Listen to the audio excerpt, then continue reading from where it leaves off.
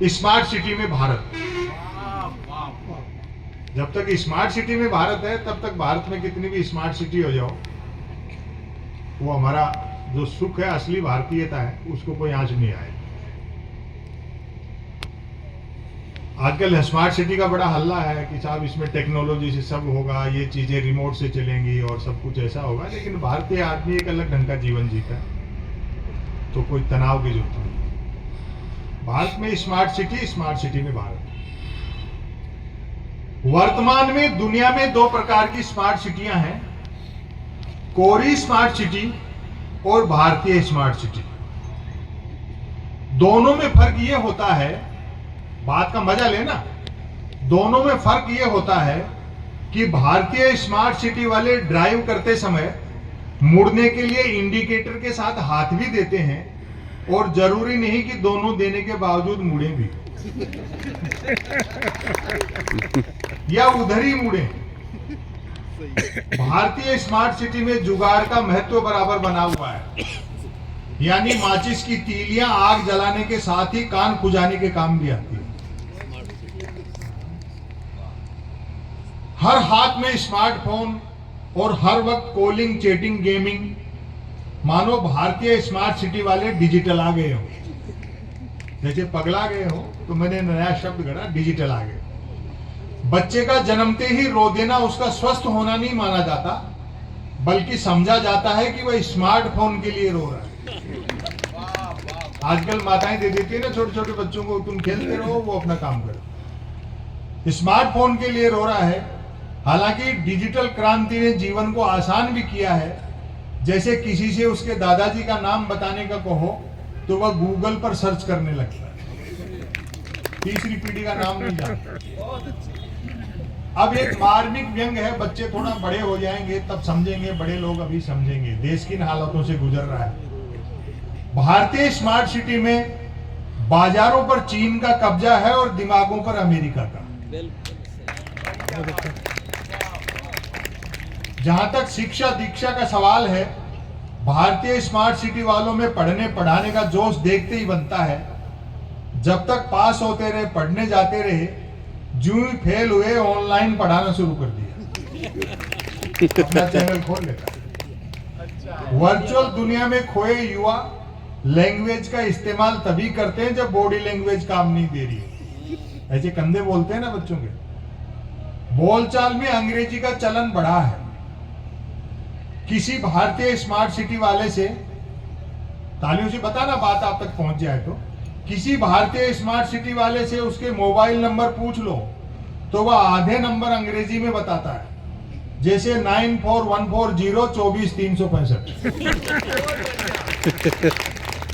इसलिए एआई हमारा कुछ नहीं बिगाड़ सकता। भारतीय स्मार्ट सिटी में पढ़ाई लिखाई लेन देन तो ऑनलाइन होते ही हैं। लोग अपने घर भी जीपीएस के सहारे ही पहुंच पाते हैं। घर में एंट्री के लिए हर उस पति को आईडी दिखानी पड़ती है जो समय से पहुंचता है या बिना पिए पहुंचता है, नहीं तो पहचान जाएंगे भाई अपना ही आदमी। बहुत अच्छा सुन रहे हैं आप। अब व्यंग देखें आप, थोड़ा इसमें पॉलिटिकल भी मामला है, लेकिन वो अप्रत्यक्ष है, इनडायरेक्ट। भारतीय स्मार्ट सिटी में बड़े लोगों के लिए, भारतीय स्मार्ट सिटी में जगहों, रास्तों, बिल्डिंगों के नाम बदले जाने पर भारी जोर रहता है, ताकि भारतीय स्मार्ट सिटी, सुनना अशोक जी, ताकि भारतीय स्मार्ट सिटी शुद्ध भारतीय स्मार्ट सिटी बनाई जा सके। भले इस बात का जवाब किसी के पास नहीं हो कि तवाइफों के मोहल्ले का नाम बदलकर गणिकापुरम कर देने से उन औरतों की दशा कैसे बदल जाए। भारतीय स्मार्ट सिटी में सड़क बनने से पहले ही टोल शुरू कर देने को विकास कहा जाता है। सड़क देर से बनेगी, टोल चालू करो, लोग कहते हैं बहुत डेवलपमेंट हो गया साहब, गजब। चूंकि भारतीय स्मार्ट सिटी वाले विकास के लिए नहीं, मोक्ष के लिए जीते हैं, अतः बीच सड़क भी धर्मस्थल है। लोग पुराने पापों से मुक्ति और नयों के लिए आशीर्वाद हेतु अक्सर धर्मस्थल जाते हैं और नंगे पैर जाते हैं। जो नंगे पैर धर्मस्थल नहीं जाते हैं, वे घर नंगे पैर आते हैं। उठा ले गया कोई। भारतीय स्मार्ट सिटी में सड़कें सिर्फ इसलिए सक्रिय रखी जाती हैं ताकि गाड़ियों के पीछे लिखवाया जा सके, जगह मिलने पर ही साइड दी जाए। रोड लाइटों की टाइमिंग शायद सूरज से कनेक्ट रहती है, क्योंकि तमाम रोड लाइटें सूर्योदय होते ही जल उठती हैं और सूर्यास्त के साथ ही बंद हो जाती हैं। भारतीय स्मार्ट सिटी में इस तरह की घटनाएं आम रहती हैं कि कोई अपने दोस्त को शाम 5 बजे शिकायती फोन करता है। टाइम देखना, शाम 5 बजे शिकायती फोन करता है। सुबह 5 बजे गुड मॉर्निंग का इमरजेंसी मैसेज व्हाट्सएप किया था, नेट 12 घंटे हो गए, रिप्लाई तो दूर तुमने देखा तक नहीं।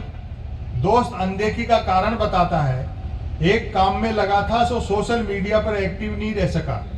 इससे आप समझ ही गए होंगे कि भारतीय स्मार्ट सिटी में सोशल मीडिया पर वही लोग एक्टिव रहते हैं जिन्हें कोई काम नहीं होता। वर्क फ्रॉम होम कल्चर के बावजूद भारतीय स्मार्ट सिटी वाले इस हद तक मिलनसार हैं कि सार निकलने तक ही मिलते। आप जाएं किसी से मिलने, आपको देखते हुए यूं बाहें फैला देगा मानो हजारों सालों से आप ही की बाट जोरा था।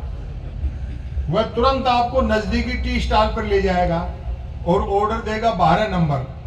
12 नंबर चाय का अर्थ आप तब समझेंगे जब एक ही चाय 2 गिलासों में आएगी। वह अपनी चाय आपसे पहले पी अपना बंद स्मार्टफोन कान से लगा जरा दूर चला जाएगा। थोड़े इंतजार के बाद आप ही पेमेंट करेंगे। जहां कुछ समय पहले आपके मन में झल्लाहट थी कि भाई ने चाय तक पूरी नहीं पिलाई, पेमेंट के बाद तसल्ली रहेगी कि चलो सस्ते में छूटे। समापन कर रहा हूं, भारतीय स्मार्ट सिटी वाले दुनिया में कहीं भी हो अपने क्रियाकलापों से ही पहचाने जा सकते। एक दफा लंदन के हीथ्रो एयरपोर्ट पर 2 लोगों ने देखा कि सामने 2 लोग एक ही बेंच के 2 किनारों पर बैठे हैं और आपस में स्मार्टफोनों पर बातचीत कर रहे हैं। एक ही बेंच पे ऐसे ऐसे बैठे स्मार्टफोनों पर बातचीत कर रहे हैं। देखने वालों में से एक ने हंसते हुए कहा, 1.5 गज के फासले पर बैठकर भी स्मार्टफोनों पर बातें, लगता है दोनों भारतीय हैं। उसके साथी ने साफ किया, भारत में भी किसी भारतीय स्मार्ट सिटी से है, क्योंकि आपस में बातें करते हुए दोनों एक दूसरे के पास भी खिसकते जा रहे हैं, यह सोचकर कि मैक्सिमम निकटता हो तो मिनिमम डाटा खर्च होता है।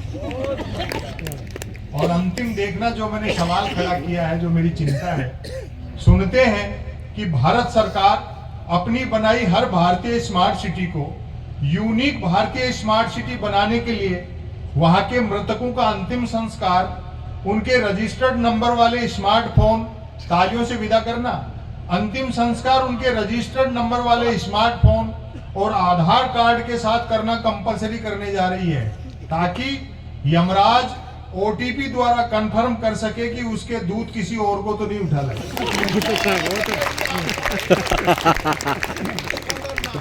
यार टेक्नोलॉजी की भी अपनी एक हद होती है, जबरदस्ती थोपना गलत है। जो सुविधापूर्ण वो रखना चाहिए। मैं चाहता हूं कि इस क्रम को आगे बढ़ाएं, और मेरे मन में तब भी कसक थी कि अशोक चारण जी को कुछ और सुनाना चाहिए। आपने पहले भी सुना और बहुत सराहा, दोबारा तालियां बजाइए, अशोक चारण आए और साथ